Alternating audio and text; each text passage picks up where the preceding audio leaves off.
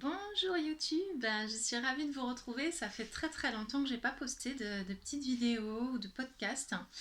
Et ce matin, je me suis levée en me disant, tiens, j'ai quelque chose à dire et j'ai envie de vous le partager. Alors, je suis en bonne compagnie, vous voyez, il y a mon loulou qui dort derrière moi. Euh, pour ceux qui ne me connaissent pas, je suis Marielle, je suis thérapeute énergéticienne, lectrice d'âme, passeuse d'âme. Voilà, j'ai plein de choses dans mon panel parce que j'aime découvrir beaucoup de choses. Et dès que ça m'appelle et dès que ça me parle, il faut que je l'expérimente et j'aime le proposer à ceux qui en ont besoin. Voilà. Donc, il va faire le foufou derrière moi pour vous montrer comme il est beau. Alors aujourd'hui, je voudrais parler de la quête du bonheur. Je me suis réveillée ce matin avec alors, je me suis réveillée très tôt ce matin, je suis tombée du lit et je me suis réveillée avec cette sensation de bien-être intérieur. Même si j'avais pas assez dormi clairement et que euh, voilà, je sentais que la journée, il va falloir à un moment donné que je me pose pour dormir un petit peu. Mais je voyais les premiers rayons du soleil qui traversaient le volet, mon chat qui se levait pour aller manger, mon chéri qui dormait à côté de moi. Et j'avais cette sensation-là de plénitude à l'intérieur. Bon, après, le mental est venu interférer, puis il y a eu plein de pensées parasites. Mais je me suis dit, mais en fait, c'est quoi le bonheur? C'est quoi? Les gens, en général, cherchent le bonheur. On a envie d'être heureux, bien sûr, on a envie d'être complètement épanoui et voilà, d'attirer le bonheur dans sa vie. Mais ça veut dire quoi en fait, attirer le bonheur dans sa vie? C'est quoi le bonheur pour chacun? Parce que on a tous notre perception bien propre. Et si on demande à une personne c'est quoi pour toi le bonheur, ce sera certainement pas la même chose que la personne d'à côté ou celle encore à côté. Alors en fait, c'est quoi le bonheur pour vous? Pour vous, le bonheur, ça incarne quoi? Est-ce que c'est la richesse matérielle? Est-ce que c'est le savoir, donc la richesse intérieure? Est-ce que c'est être en accord avec soi-même? Est-ce que c'est être heureux en famille, avoir une famille épanouie? Qu'est-ce que ça représente vraiment le bonheur et pourquoi les gens cherchent autant le bonheur?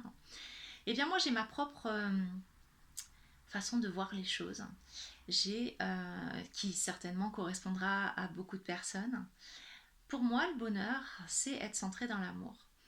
Pour moi le bonheur ça vient de soi d'abord parce que on va pas chercher le bonheur à droite à gauche, on va pas courir derrière le bonheur parce qu'on court en vain en fait après quelque chose qui n'existe pas vraiment, parce que tout ce qu'on va raccrocher à soi, donc par exemple rencontrer un amoureux ou une amoureuse, c'est la quête du bonheur aussi. Ça fait partie du bonheur d'être heureux en couple et de trouver la personne qui nous correspond vraiment.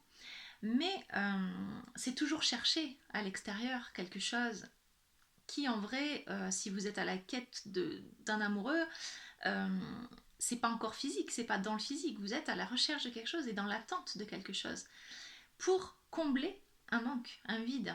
Parce que si ça part pas de l'intérieur, si on va chercher à l'extérieur pour remplir l'intérieur, ça part d'un manque, ça part d'un vide, ça part d'un besoin de quelque chose, euh, d'un sentiment d'être rejeté ou abandonné et d'avoir besoin de se remplir comme ça pour combler ça.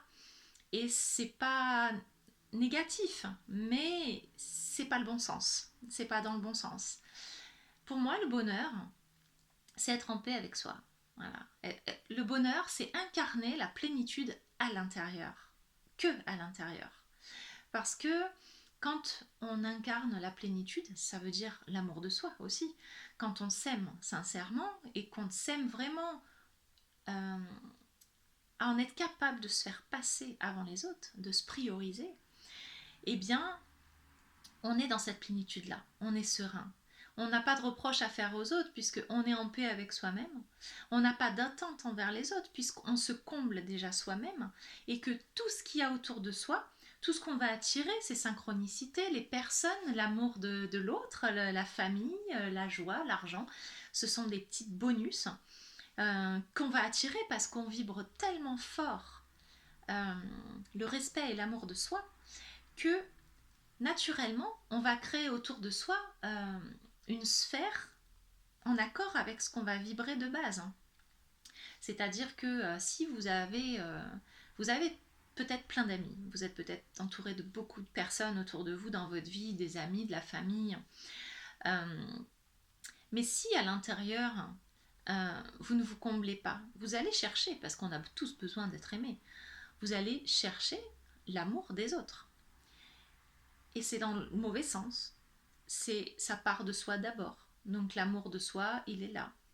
C'est l'amour de soi, c'est un bien grand mot parce qu'il y a beaucoup de gens qui ont du mal à s'aimer intégralement, entièrement et inconditionnellement.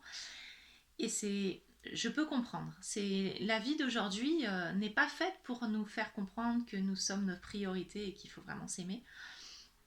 Mais s'aimer, c'est respecter ses besoins, c'est respecter son corps, c'est prendre du temps pour soi, du temps qui est vraiment bénéfique, des choses qu'on a envie de faire. Et si c'est ne rien faire, pourquoi pas? C'est bénéfique aussi de se poser et de ne rien faire et de laisser notre esprit divaguer, euh, parce qu'on reçoit beaucoup de messages dans ces cas-là. Et puis, c'est prendre un temps pour prendre voilà, un quart d'heure pour soi, pour prendre un bon bain avec des bougies. C'est aller marcher dans la nature. Il y a des milliards de façons de se donner du temps pour soi et de montrer qu'on s'aime et qu'on respecte nos besoins. Ça ne veut pas dire se regarder forcément tous les jours dans le miroir et se dire oh, que tu es belle, que je t'aime.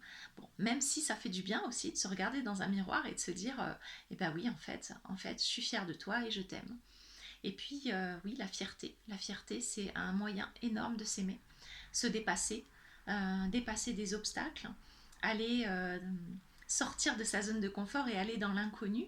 Eh bien, c'est une granditude. Je ne sais même pas si ça existe, mais c'est waouh, c'est juste arriver à le faire. euh, c'est se dépasser, quoi. Et c'est une fierté immense. Et là, ça pétille à l'intérieur et on sait que voilà, qu'on est fier de soi, qu'on s'aime pour ça. Donc il y a plein de manières de s'aimer. Et je pense sincèrement que la quête du bonheur, c'est l'amour en soi. C'est vraiment incarner cet amour-là, ce respect-là de soi pour attirer à soi les bonnes vibrations, les personnes qui vont être en accord avec ça. Et voilà, en fait, c'est assez simple, j'ai envie de dire. Faites-vous plaisir, soyez dans la joie pour vous-même, pas forcément pour les autres. Et ne laissez pas les autres vous restreindre, euh, recentrer toujours son attention, même quand c'est difficile, dans son cœur, là où ça vibre très fort.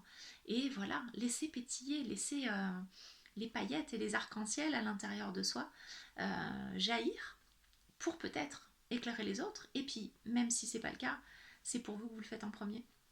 Voilà, le bonheur pour moi, c'est ça. C'est vraiment être centré en soi et se prioriser.